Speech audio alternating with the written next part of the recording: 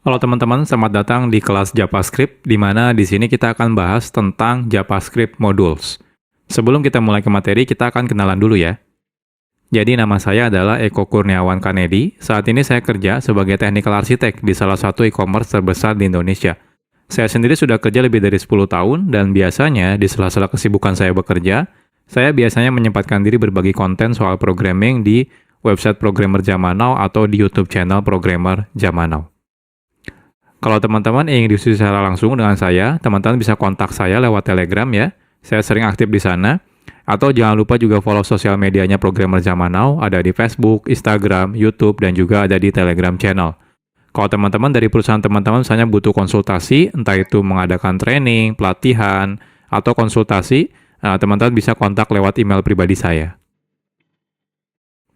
Oke, jadi ini materinya bukan materi JavaScript dasar, jadi pastikan sebelumnya teman-teman sudah belajar kelas-kelas yang sudah saya buat sebelumnya. Yang pertama, teman-teman harus sudah belajar dulu tentang HTTP, ya. Lalu teman-teman juga sudah belajar tentang JavaScript dasar, JavaScript Object Oriented Programming, dan yang terakhir adalah JavaScript Standard Library. Nah, ini semua sudah saya buat kelasnya, jadi pastikan teman-teman sudah tonton ya kelasnya dan pelajari kelas-kelas sebelumnya ini. Kalau teman-teman sudah selesai menyelesaikan semua kelas ini, oke.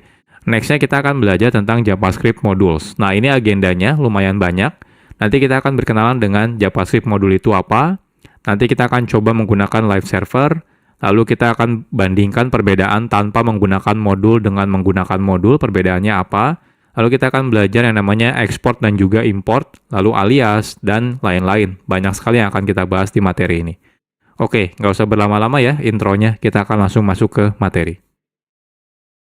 I knew I was underwater. I just didn't realize I was this underwater.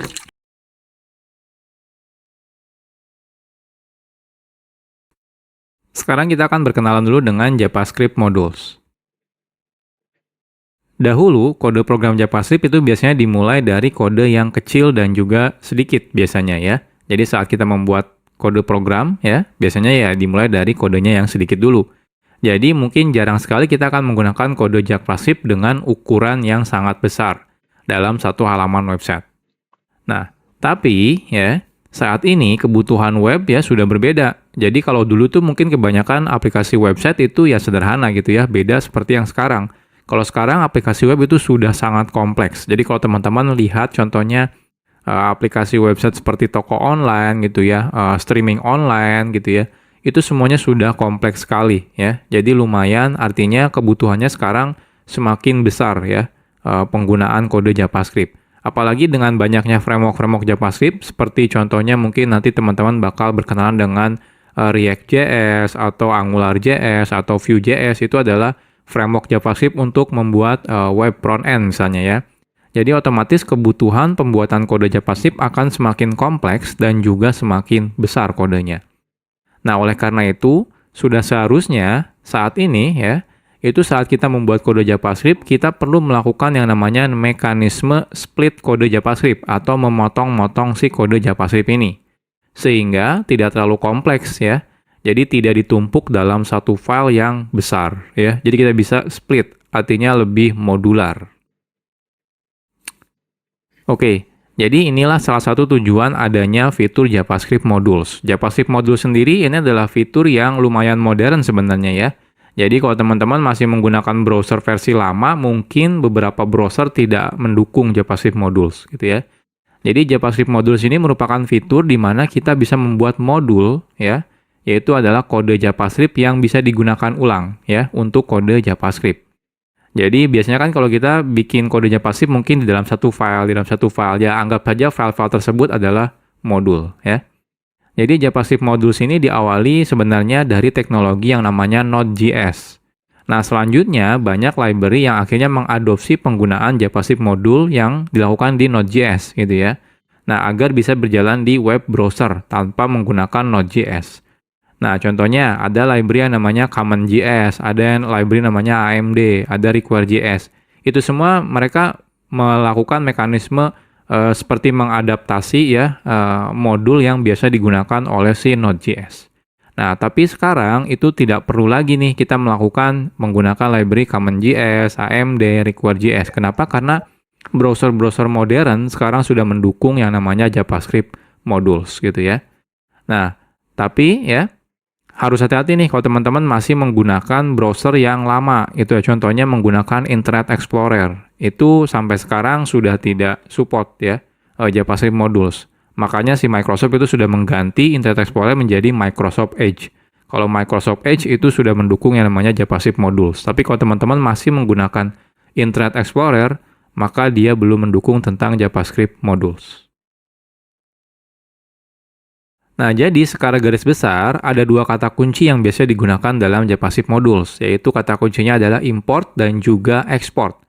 Nanti untuk lebih detailnya kita akan bahas di chapter-chapter tersendiri ya. Jadi sederhananya adalah import itu merupakan kata kunci yang digunakan untuk mengambil sesuatu dari JavaScript modul, ya. Nah, sedangkan export itu digunakan sebagai kata kunci yang digunakan untuk memberitahu kalau di dalam modul ini bagian mana yang ingin kita expose keluar, sehingga bisa diimport dari luar modul. Jadi kurang lebih seperti ini ya JavaScript modul. Nah, tenang aja kalau teman-teman masih bingung, nanti tiap chapter kita akan bahas lebih detail gitu ya. Jadi dari mulai pertama nanti kita akan coba bandingkan ya perbedaannya tanpa modul dan menggunakan modul sampai bagaimana cara menggunakan JavaScript modules.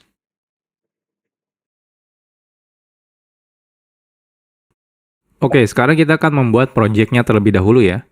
Sederhana aja, kita akan buat folder kosong namanya adalah belajar JavaScript modules. Oke, saya akan masuk ya. Teman-teman silakan buat folder. Saya akan menggunakan perintah terminal ya. Teman-teman kalau mau menggunakan UI juga boleh, silakan. Intinya kita buat folder. Saya akan masuk ke tempat saya biasa development. Lalu saya akan make directory namanya belajar JavaScript modules ya. Lalu kita akan masuk. Nah, silakan teman-teman buka foldernya, bisa menggunakan JetBrains WebStorm atau menggunakan Visual Studio Code. Saya akan buka menggunakan dua-duanya ya, WebStorm dan juga Visual Studio Code. Oke, ini Visual Studio Code dan ini adalah WebStorm. Ya, jadi sekarang kita sudah selesai ya. Jadi kita sudah bikin folder kosong ya, teman-teman boleh gunakan editor mana aja boleh, nggak ada masalah ya.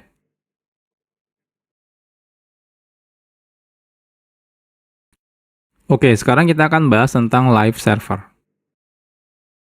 Saat kita menggunakan fitur yang namanya JavaScript module, itu sangat disarankan teman-teman menjalankan kode JavaScript-nya di dalam web server. Jadi artinya tidak langsung dari file teman-teman buka menggunakan web browser, jangan ya. Kenapa? Karena beberapa mungkin tidak akan jalan kalau teman-teman bukanya langsung dari file. Jadi teman-teman harus beneran running dalam mode web server. Nah, hal ini karena spesifikasi dari JavaScript modul meminta secara default kode JavaScript perlu di satu domain server yang sama. Jadi kalau teman-teman misalnya membuka file HTML-nya menggunakan URL file.2/ di depannya gitu ya, maka dikhawatirkan akan terjadi error yang namanya CORS atau singkatan dari Cross Origin Resource Sharing gitu ya. Jadi pastikan teman-teman nanti menggunakan web server. Nah, di sini kita akan coba menggunakan web server ya. Dan tapi web servernya itu sangat gampang digunakannya gitu ya. Jadi teman-teman tidak perlu menginstal aplikasi tambahan seperti misalnya Nginx atau misalnya Apache HTTPD, itu nggak perlu gitu ya. Sudah ada plugin bawaan dari Visual Studio Code atau juga JetBrains ya. Itu sudah ada. Jadi teman-teman tidak perlu menginstal secara manual. Oke, kita mulai dari yang pertama. Jadi yang pertama itu kalau teman-teman menggunakan Visual Studio Code ya, teman-teman bisa install plugin namanya adalah Live Server. Jadi plugin ini nanti bisa digunakan untuk menjalankan local web server ya. Jadi lebih gampang nih kalau teman-teman menggunakan plugin ini ya. Jadi plugin live server ini bisa digunakan untuk menjalankan local web server, sehingga saat teman-teman nanti mengakses kode JavaScript-nya, kita bisa menggunakan domain localhost ya. Atau misalnya 127.0.0.1. Oke, jadi ini pluginnya. Kalau teman-teman lihat di sini, silakan diinstal ya. Jadi kalau di Visual Studio Code-nya, teman-teman masuk ke bagian extension, cari langsung live server. Nah, di sini live server ya, kebetulan saya sudah menginstalnya. Kalau teman-teman sudah install, di pojok kanan bawah ini ada tombol Go Live. Ketika teman-teman klik Go Live, nanti dia akan merunningkan lokal web server ya terhadap folder yang sekarang kita buka. Ya, kebetulan di sini foldernya masih kosong ya. Nah, selanjutnya kalau teman-teman misalnya menggunakan JetBrains ya, JetBrains IDE itu tidak perlu menginstal apa-apa lagi. Di dalam JetBrains IDE seperti IntelliJ IDEA, WebStorm gitu ya, PHPStorm, Golang itu ya, itu semuanya sudah ada lokal web server. Jadi teman-teman tidak perlu menginstal plugin tambahan. Oke, jadi gimana caranya? Oke, jadi sekarang saya akan coba buat file HTML di sini ya. File HTML-nya isinya misalnya index. Jadi index HTML di sini misalnya belajar JavaScript modules. Oke, saya perbesar. Nah, seperti ini ya. Saya save. Nah, di Visual Studio Code juga sudah ada nih index.html. Ini saya perbesar dulu. Oke. Setelah ini teman-teman kalau di Visual Studio Code dulu ya, kita klik yang tombol Go Live ini. Ketika saya klik, nah lihat dia otomatis membuka browser. Browsernya ini langsung buka 127.0.1 di portnya 5500.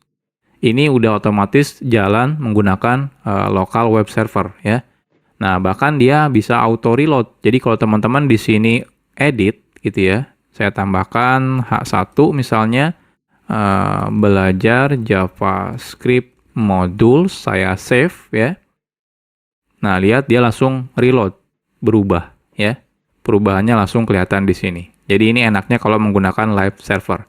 Nah, kalau teman-teman menggunakan WebStorm, itu ketika teman-teman buka file HTML, nah di pojok kanan atas di sini ada tombol untuk menjalankan dalam mode live server. Jadi cukup klik misalnya Google Chrome ya. Ketika saya klik Google Chrome di sini, nah dia akan buka Google Chrome. Agak berbeda. Contohnya di sini hostnya menggunakan localhost, portnya 63342, mungkin berbeda ya. Dia biasanya random, beda seperti yang di Visual Studio Code, dia portnya 5500. Kalau yang di JetBrains, dia random biasanya. Lalu di sini diikuti dengan nama foldernya biasanya. Kalau di sini enggak, ya enggak ada nama foldernya. Tapi kalau di sini ada nama foldernya. Tapi dia tetap ada hot reload-nya ya. Jadi kalau teman-teman ubah, di sini saya ubah 2 baris, saya save, saya buka browser, nah lihat, dia otomatis hot reload ya. Jadi langsung ke reload seperti ini ya. Jadi ini mulai sekarang, jadi saya tidak akan menjelaskan lagi ya. Jadi saya pastikan kalau teman-teman nanti menggunakan belajarnya ya di JavaScript modul ini, pastikan selalu menggunakan local web server. Jadi saya ajarkan live server, kenapa? Karena ini yang paling mudah. Teman-teman tidak perlu menginstal aplikasi tambahan. Prison Play bukan hanya nikmat tapi juga tinggi nutrisi. Kuat berenergi menangkan Ramadan. Rambutku 2 bulan setelah dicat tetap charge, tetap healthy, glowy, bouncy. This is my hero, Pantene Miracle Supplement Conditioner. This is my aftercare secret.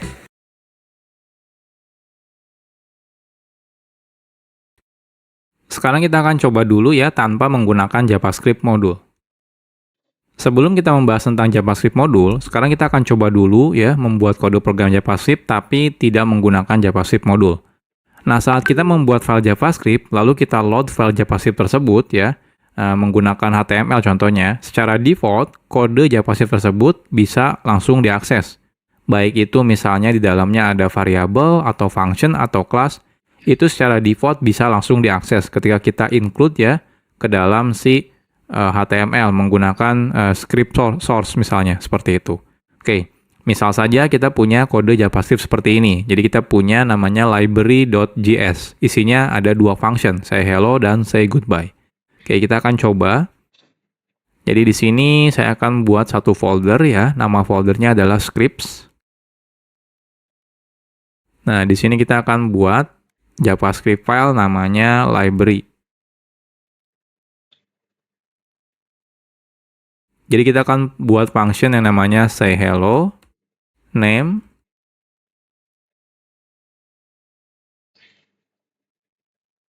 hello name ya, dan juga say goodbye. isinya goodbye name seperti ini ya. Nah, selanjutnya kita akan coba load si library ini ya. Jadi kita akan gunakan library ini ya, kita load menggunakan script source script/library misalnya ya. Lalu secara otomatis kalau kita sudah load ya filenya, secara default otomatis semua yang ada dalam library ini ya, library.js itu akan bisa diakses dari tempat ini ya, tempat di mana kita sudah meload si filenya. Contohnya di sini misalnya say hello dan say goodbye. Oke, kita akan coba. Jadi di sini kita akan buat ya file HTML without module.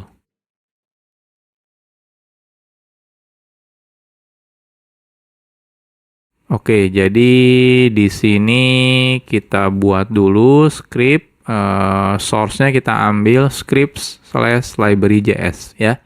Lalu di sini kita say hello, misalnya echo, say goodbye, echo, seperti ini ya. Nah, kita lihat apa yang terjadi. Inspect. Nah, hasilnya di konsol kelihatan nih. Saya perbesar dulu. Nah, lihat ya. Ada hello echo dan goodbye echo. Artinya apa? Artinya secara default saat kita load ya sebuah sebuah file JavaScript itu otomatis bisa langsung digunakan apapun yang ada di dalam kode JavaScript ini. Entah itu function di sini, teman-teman bikin variabel contohnya misalnya ya. Bikin variabel name sama dengan contohnya echo seperti ini ya. Lalu di sini kita akan coba console.info name seperti ini. Nah, lihat di sini keluar ya echo ya. Artinya apa? Artinya name ini bisa walaupun di sini tidak ada variabel name, tapi karena dia ada di library.js, jadi otomatis dia bisa digunakan. Ini behavior default ya kalau kita meload file JavaScript. Jadi semuanya bisa diakses. Ini kadang-kadang agak sedikit berbahaya, apalagi kalau kita meload misalnya beberapa library JavaScript gitu ya, beberapa file JavaScript, ternyata ada beberapa function yang sama atau juga nama variabel yang sama. Otomatis akan terjadi bentrok. Ya. Nah, salah satunya inilah kenapa kita butuh yang namanya JavaScript modules.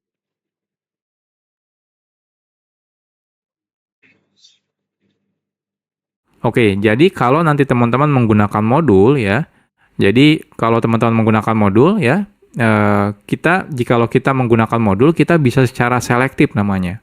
Jadi milih-milih gitu ya. Jadi bagian kode mana yang akan diekspos keluar. Kalau tadi tanpa menggunakan modul, teman-teman langsung include menggunakan source JavaScript biasa, itu semuanya yang ada di dalam file JavaScript tersebut otomatis diekspos gitu ya. Nah, ini agak sedikit berbahaya. Tapi kalau nanti teman-teman menggunakan modul, teman-teman bisa pilih bagian mana, function mana, variabel mana, kelas mana yang ingin diekspos keluar. Karena mungkin beberapa variabel tidak mau diekspos keluar misalnya, seperti itu ya. Nah, secara default, kode yang kita buat menggunakan JavaScript modul tidak bisa digunakan dari luar file atau dari luar modul, kecuali memang kita meminta untuk mengeksposnya keluar. Jadi kalau yang JavaScript biasa itu ya, by default semuanya diekspos. Nah, kebalikannya dengan JavaScript modul. Kalau JavaScript modul, semuanya justru tidak diekspos. Jadi ketika kita pengen mengekspos, justru kita harus menyebutkan mana yang ingin diekspos keluar.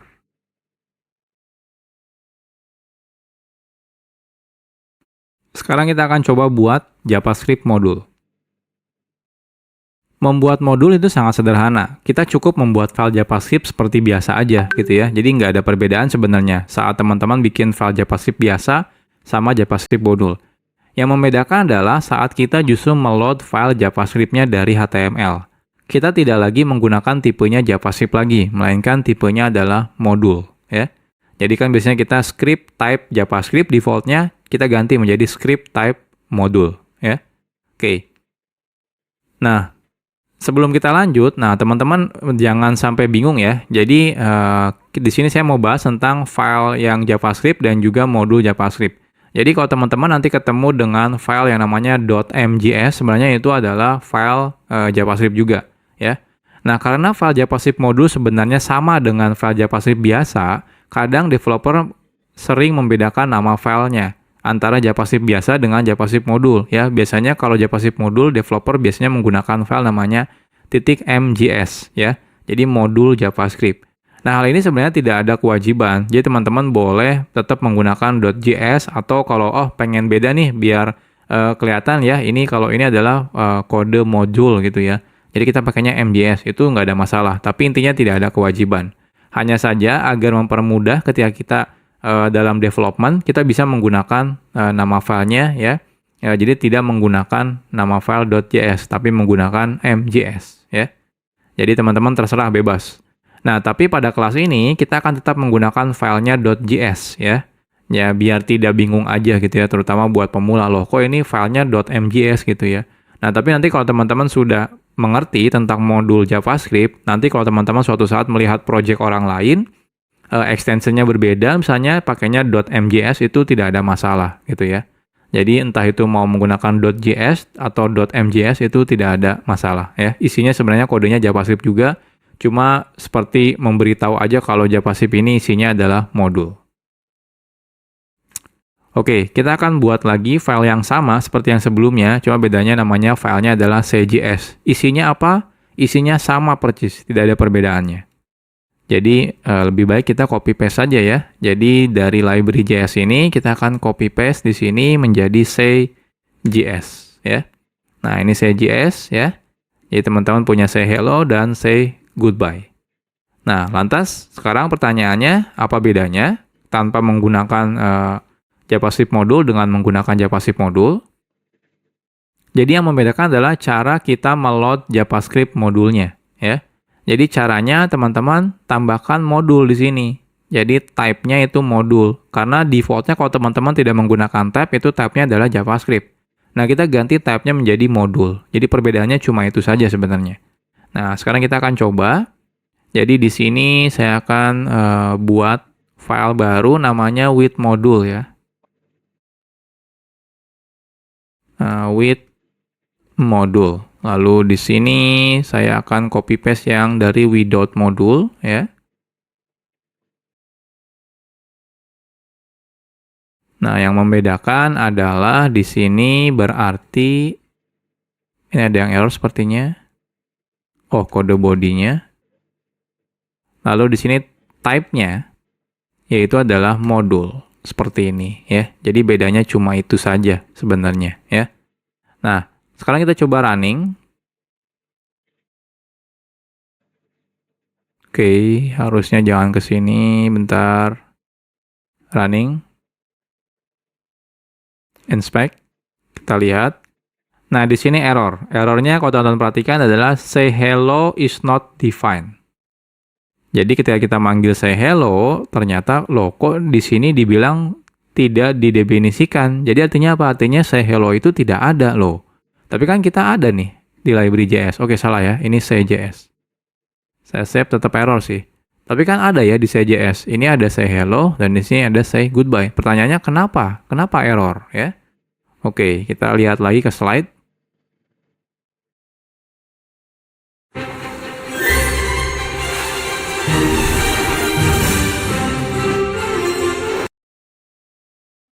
Jadi nanti teman-teman pasti bakal mengalami seperti ini ya. Jadi hasilnya adalah JavaScript modulnya pasti error nih ketika teman-teman manggil say hello. Pertanyaannya kenapa bisa error? Jadi secara default di awal-awal tadi sudah saya jelaskan sebenarnya. Saat kita menggunakan fitur JavaScript modul, semua kode yang ada dalam JavaScript modul, entah itu function, variabel, kelas, dan yang lain-lain tidak diekspos keluar modul tersebut. Artinya tidak bisa digunakan dari luar modul. Jadi cuma bisa di dalam file itu saja atau modul itu saja.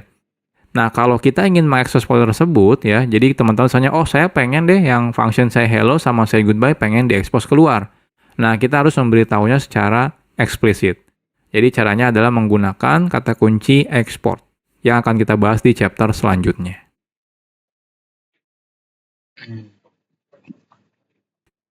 Sekarang kita bahas tentang export. Export itu merupakan kata kunci yang digunakan untuk mengekspos kode yang ada dalam modul ya. Jadi mengekspos keluar. Nah, export itu biasanya ditambahkan di awal sebuah variabel kah, function atau juga kelas. Jadi ketika teman-teman membuat function, depannya kasih export kalau teman-teman merasa ingin mengekspos function ini keluar modul. Artinya apa? Artinya bisa digunakan di luar modul ya. Oke, contohnya yang sebelumnya, contohnya kita punya yang say hello dan say goodbye. Jadi kalau teman-teman merasa oke, function ini ingin saya expose keluar, teman-teman cukup gunakan kata kunci export di depannya. Jadi export function, nama functionnya. Jadi seperti biasa, coba bedanya tambahkan export. Nah, defaultnya kalau teman-teman tidak tambahkan export, maka dia tidak diekspos keluar. Ya, makanya di awal tadi kita ketika manggil say hello itu error. Kenapa? Ya karena tidak diekspos keluar. Oke, sekarang kita akan coba expose ya. Jadi yang say hello-nya ini kita akan coba tambahkan export. Ya. Lalu say goodbye-nya kita tambahkan export juga. Artinya yang say hello dan say goodbye sudah diekspor ya. Jadi sudah diekspos keluar. Nah, di sini harapannya adalah say hello dan say goodbye-nya itu jalan. Nah, kita coba refresh. Oke, ternyata masih tetap error nih. Say hello-nya tetap is not defined. Nah, kenapa ini? Padahal kita sudah export ya. Harusnya kalau error ya harusnya di sini nih yang error karena name-nya belum didefinisikan. Tapi say hello dan say goodbye harusnya sudah diekspor ya. Ini kan sudah diekspor, ini sudah diekspor. Cuma kalau ini tidak diekspor. Oke. Kenapa ini bermasalah? Masih tetap bermasalah. Kita akan bahas di chapter selanjutnya.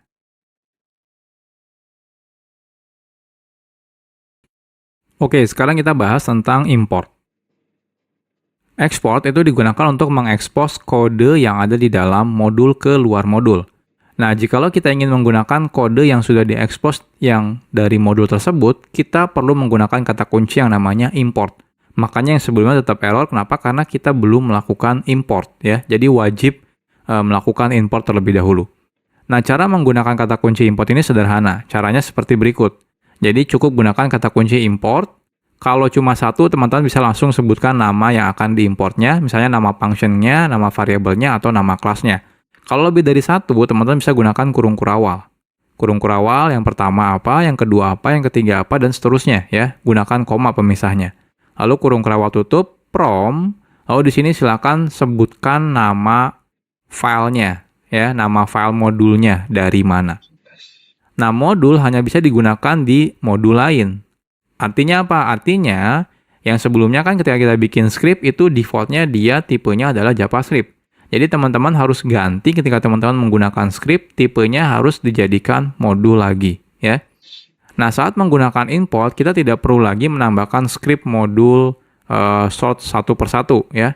Karena sudah dihandle secara otomatis oleh si browser. Jadi ketika teman-teman menggunakan import, lalu lokasi file JS-nya, dia otomatis akan meload si file JavaScript modul tersebut. Jadi teman-teman tidak perlu menambahkan lagi tag script, habis itu type-nya modul, habis itu source-nya dari file modul yang mana itu nggak perlu lagi, gitu ya. Oke, jadi contohnya, jadi yang sebelumnya, kenapa masih error? Yang pertama, tipenya teman-teman masih menggunakan default-nya, yaitu JavaScript, jadi teman-teman harus ganti type-nya menjadi modul. Lalu di sini cara importnya adalah import, ya, say hello, say goodbye, from, nah ini. Titik itu berarti relatif ke file sekarang, habis itu titik, slash, script, ada folder script, lalu slash say.js, ya. Oke, kita akan coba. Jadi di sini ini type-nya kan default-nya kalau teman-teman tidak definisikan type-nya JavaScript. Nah, kita ganti menjadi modul lagi, harus sama gitu ya. Nah, selanjutnya ini kalau saya save, nah lihat di sini masih tetap error. Kenapa? Karena say hello-nya belum kita import. Jadi teman-teman harus gunakan import ya. Lalu di sini say hello, say goodbye, lalu from. Nah, from-nya dari mana? From-nya harus menggunakan nggak boleh langsung gini ya. Script say.js. Nah, kalau seperti ini error ya. Errornya apa? Diberitahu kalau misalnya mau menggunakan modul itu harus relative reference ya. Jadi seperti pakai slash atau titik slash ya, atau titik-titik slash seperti ini. Jadi kalau saya pengen dari file tempat file HTML saya lalu masuk ke dalam folder jadi titik slash seperti ini ya. Ini saya save. Nah, lihat sukses ya. Nah, cuma info name-nya ini nggak keluar. Kenapa nggak keluar di sini? Karena tidak saya expose di sini, ya. Tidak saya expose di say.js-nya. Selain itu, juga di sini tidak saya import, ya. Jadi, kalau di sini teman-teman paksa import name seperti ini akan error, gitu ya. Jadi kita melakukan request name tapi ternyata dia tidak diekspor dari modulnya. Seperti ini ya. Nah, kecuali teman-teman ekspor nih name-nya. Nah, di sini ekspor seperti ini ya. Nah, ini baru jalan nih console info name-nya keluar ya, echo seperti ini. Jadi sederhana ya menggunakan JavaScript modul itu. Cukup di file modulnya teman-teman lakukan ekspor dan di tempat yang teman-teman butuhkan lakukan import.